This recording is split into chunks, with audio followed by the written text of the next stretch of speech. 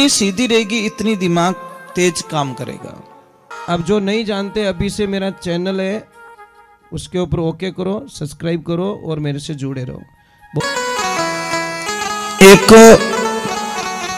Pipe लगा हुआ है, ऊपर मोटर नीचे लगी हुई है, उसके पानी को अगर ऊपर चढ़ाना है और वो कहीं से बीच में से बेंड मार गया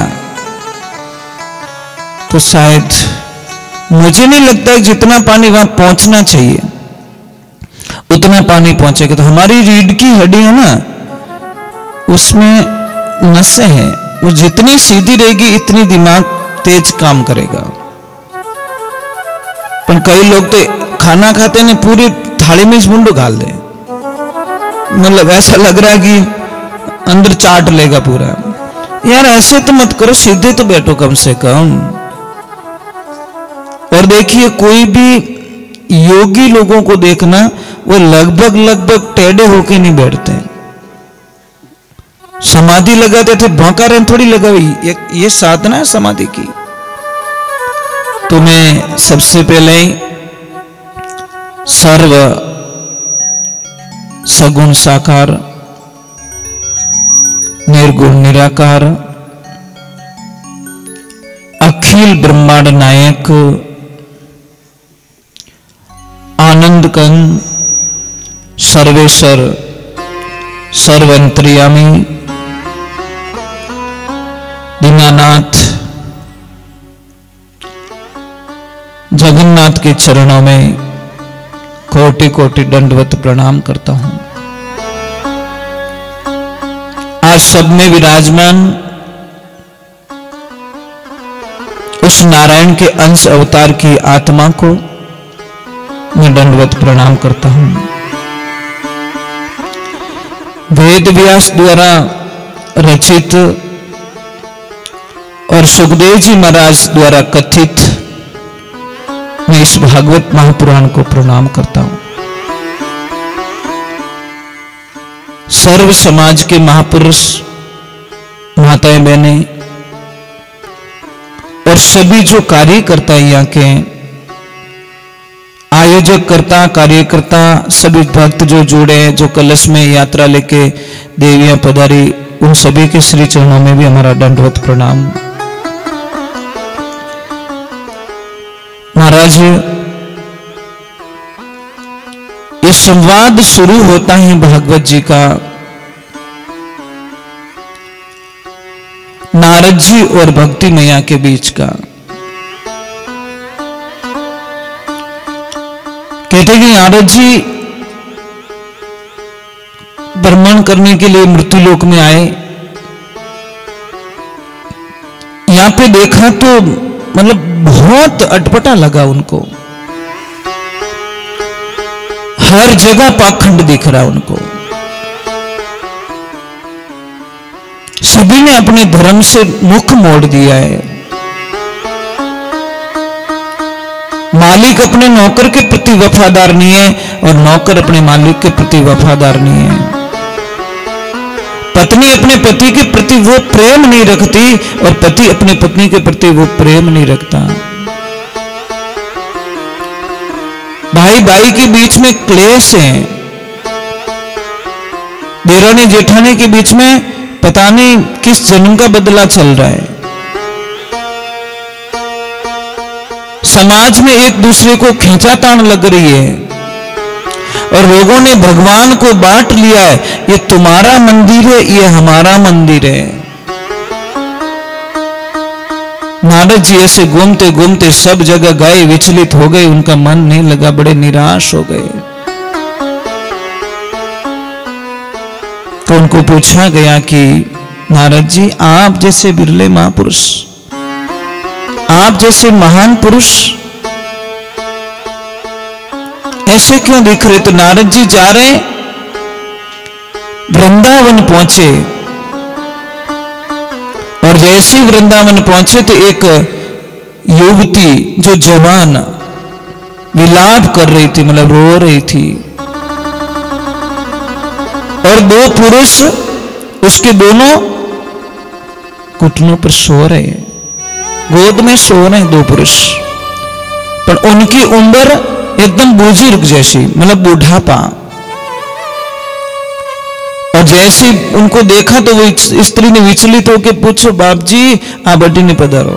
मैं मारवाड़ी में बोलो तकलीफ तो नहीं आवे, समझते आजी क्या थोड़ा दूर है, आगो पड़े, मारो गांव थार गांव आगो पड़े, तो कहीं तो समझ में आवे कि नहीं आवे राम जाने, पर मन विश्वास है कि आज ही समझ में लगभग।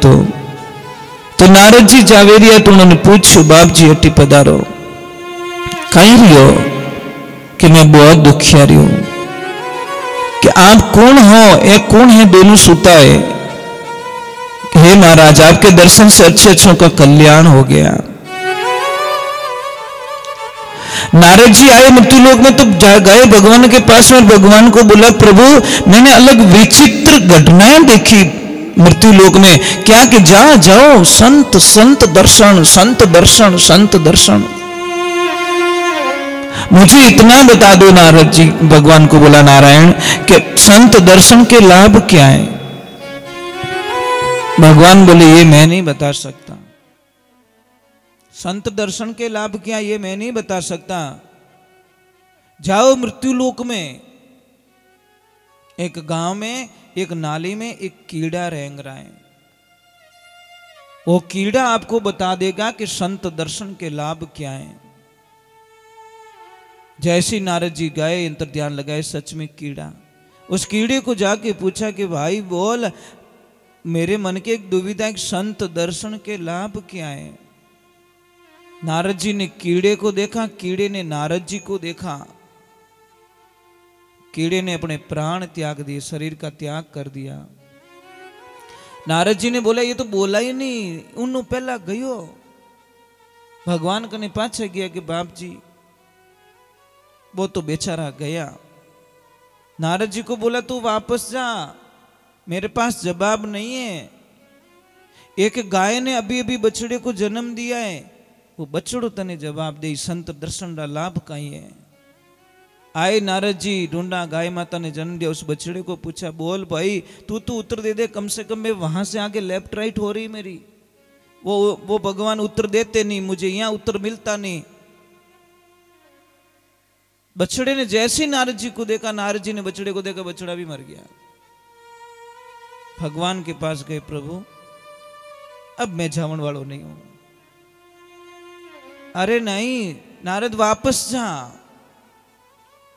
एक गांव में कुतिया ने बच्चे को जन्म दिया, वो तुझे जवाब देगा। आए नारद जी, ढूंढा, बच्चा मिल गया, उसको बोला बोल भी तू बता ले, तो वो भी देखियो वो ही मर गया।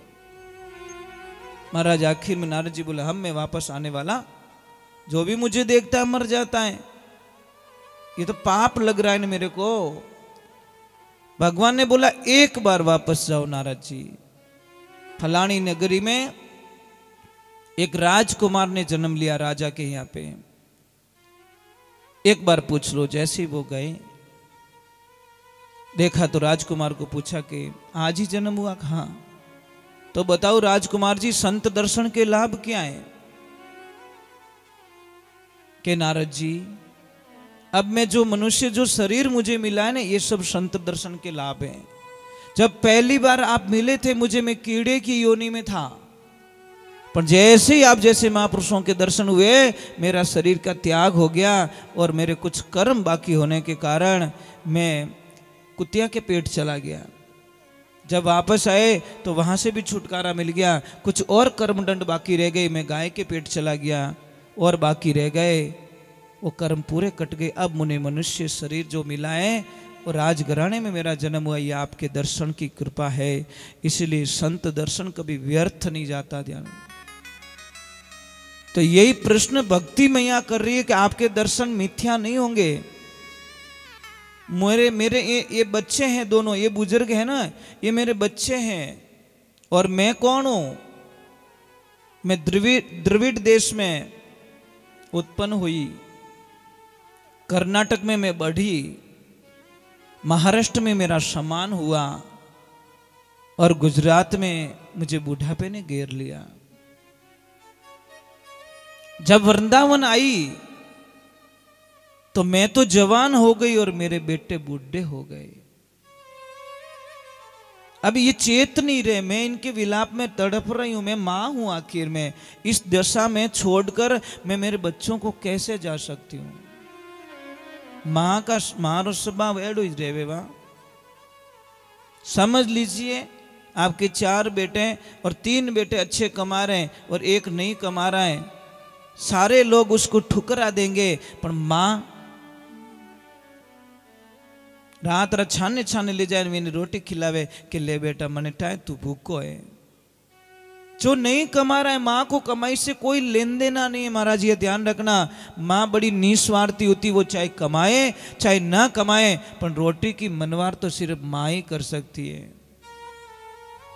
जब आदमी बाहर से आता है ना साहब, सारे लोग पूछते, बच्चे पूछते पापा क्या लेके आए, लक्ष्मी पूछती है कि आप बाहर रहता मारे कहीं लाया, पिताजी पूछे कि कितना रिव्या कमाया, परंतु माँ ऐसी होती है वो सिर्फ पूछती है बेटा तू खानो टाइम मत खातो कि नहीं खातो, ओ बता ले मन बस। माँ ने न ड्रेस का पूछा, न गहने का पूछा, न गाड़ी का पूछा, न पैसों का पूछा, कुछ भी चीज का नहीं पूछा, सिर्फ ये पूछा कि बेटा तन रोटी तो टाइम मत मिलती, भूखो तो नहीं रहे तो। इस माँ कह सकती है महाराज, किसी ताकत नहीं है। अब भक्ति मैया ने उनको अरदास की कि हे प्रभु मेरी दुविधा दूर कीजिए। महाराज भगवान की कृपा होती है, ईश्वर की कृपा होती है। नारद जी ने बोला अब मैं क्या करूं क्या ना करूं। तो महाराज नारद जी जाते हैं सनत कुमारों के पास में, उनको आग्रह करते हैं कि कुछ ऐसा करो कि उसके बच्चे जवान हो जाए। भाई हम बद्री का आश्रम में और वो वृंदावन बहुत दूरी है, तो एक काम करो, कुछ आप चल के आए कुछ हम चल के आए, बीच की दूरी तय करो। तो कहाँ आएंगे? हरिद्वार। हरिद्वार पधारे, सारी कथा का आरंभ हुआ, कथा सुन रहे हैं, आनंद आ रहा है। तब तक तो भक्ति मैया अपने दोनों बेटों को लेकर नाचती हुई गाती हुई मंडली को लेकर सत्संग में प्रवेश किया। जैसे ही भगवान की कथा सुनी तो बच्चे तो जवान हो गए, पर भक्ति मैया ने बोला अब मैं कहाँ विराजमान रहूं, मेरी भी तो जगह चाहिए। तो भगवान ने बोला कि आप सबके हृदय में विराजमान हो जाओ। तो भक्ति मैया सबके हृदय में विराजमान होती हैं और सबको आनंद देती हैं। एक बात का ध्यान रखना, जब भी आप भगवान की भक्ति करो आनंद लो, विश्वास होना बहुत जरूरी है। अगर विश्वास के विरुद्ध आप पूजा करोगे तो क्या मिलेगा आप लोगों को? कुछ भी नहीं महाराज। कहते एक 2 भाई थे, बड़ा भाई थोड़ा कम पढ़ा पर छोटे भाई को बहुत ज्यादा पढ़ा लिया। अब छोटा भाई कुछ करता नहीं, कुछ नहीं करता, सोता रहता, जॉब मिली नहीं, नौकरी मिली नहीं, सोता रहता। तो बड़े भाई को एक दिन इतना क्रोध आ गया कि पढ़े पढ़े तू कितना दिन निकालेगा, चल चला जा यहां से, मेरे सामने नहीं चाहिए तू। छोटे ने सोचा जाने में ही फायदा है। अब भाई ने ओरिजिनलिटी बता दी, मुझे निकलना पड़ेगा। और जब गया तो बोला कि तू वापस मुंह मत दिखाना मुझे। उसने बोला ठीक है मैं चला जाता हूं। जैसी दूर कोई गांव के अंदर बहुत दूर चला गया कि मुझे इस गांव में तो आना नहीं है, इतना दूर चला गया कि कोई सहारा नहीं था, कोई ऐसा मंदिर मिल गया और मंदिर की सीढ़ियों पे जाकर बैठ गया, थका सा, हारा सा, निराश। वहां पे कोई एक माँ आती है, पूजा पाठ करती हैं और उस बच्चे को देखती हैं और तुरंत बोलती है बेटा तू भूखा है कुछ खा ले। उस बच्चे ने बोला माँ आपको कैसे पता कि मैं भूखा हूं? कि बेटा मैं माँ हूं और मैं तो मुंडो देख नहीं ठा पाड़ दूं कि भूखो है के, ले बेटा कुछ खा ले। अब महाराज को कुछ खिलाया, फिर उसको पूछा कि क्या हुआ, कि माँ ऐसे ऐसे आ गई, मेरे भाई ने मुझे बाहर निकाल दिया, मेरी नौकरी नहीं लग पा रही है। कि पढ़ा लिखा कितना है?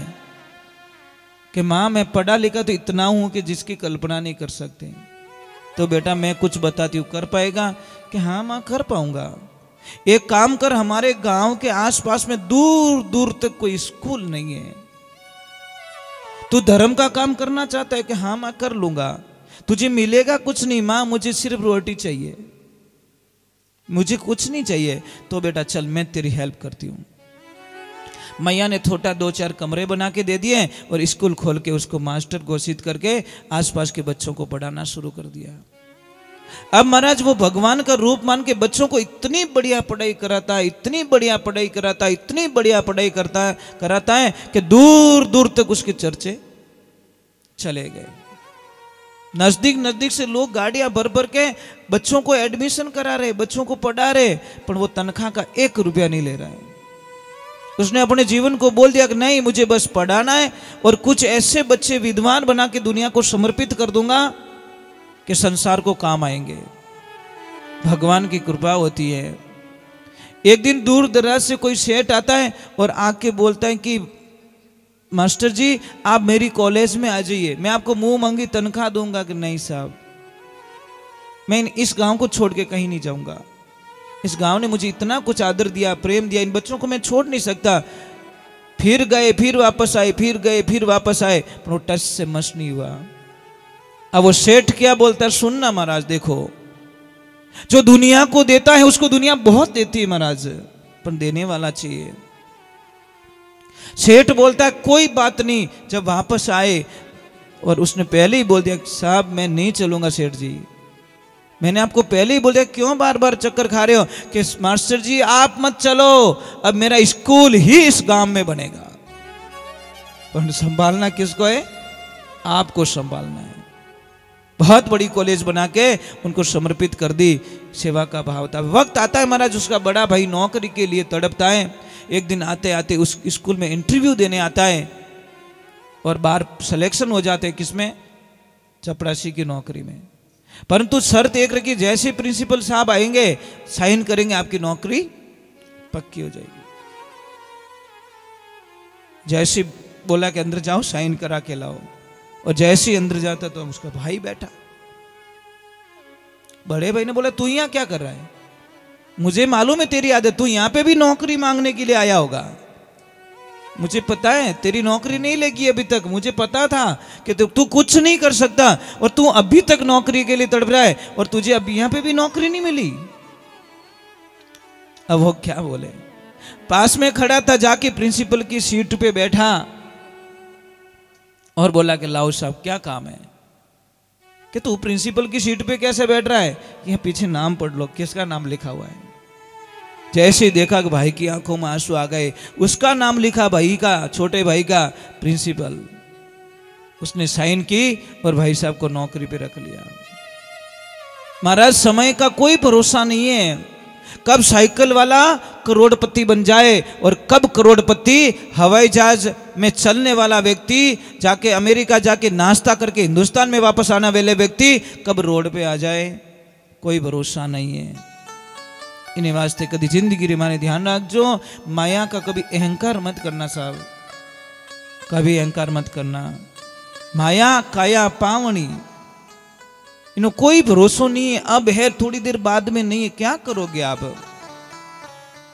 सारे प्लान करते हो, सारे प्लान। मुझे ऐसा मकान बनाना है, मुझे ऐसे कपड़े खरीदना है, मुझे इस तरीके का टेंट लगा के मेरे बेटे बेटी की शादी करनी है, ऐसे बंदोली निकालेंगे, ऐसा घोड़ा लाएंगे।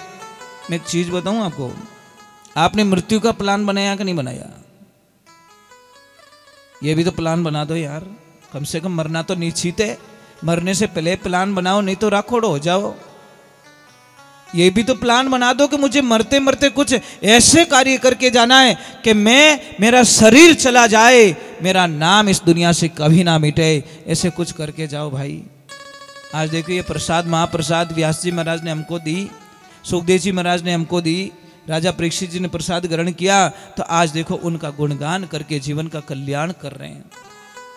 अगर ये महाप्रसाद अगर हमारे तक नहीं पहुंचा होता तो हम क्या सुनाते आपको, क्या कहते आपको? इसीलिए आप लोगों से वंदना है कि जीवन को इतना सरल बनाओ, इतना सरल बनाओ, इतना सरल बनाओ।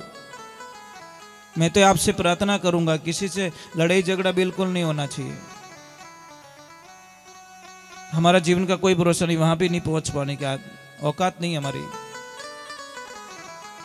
कई लोग है ना, पेपर पढ़ते हो, पेपर थोड़ी आवाज कम रखो, पेपर पढ़ते हो, अखबार जी तो भी थोड़ी आवाज कम, अखबार पढ़ते हो, पढ़ते हो ना, कोई कोई तो पढ़ते होंगे सुबह सुबह। तो उस वक्त अखबार में एक लिखा आता है शौक संदेश, फलाना फलाना राते होता था, होता ही रह गया। भगवान को शुक्रिया अदा करना चाहिए कि अटे मारो फोटो नहीं लागो। ये परमात्मा तेरी बड़ी कृपा है कि आज के पेपर में मेरा फोटो नहीं है शौक संदेश में। वो आ तो वार नहीं लागेला, दूजो नहीं पट पट राजी हुआ बेटी रे बाप, आपने तो छपी कदी न कदी। उस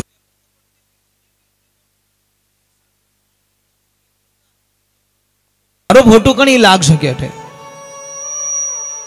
अगर ये कोई सोच ले तो शायद कल के लिए कोई गलती नहीं करेगा, कोई गलती नहीं करेगा, गलती का कोई चांस भी नहीं है महाराज। तो मैं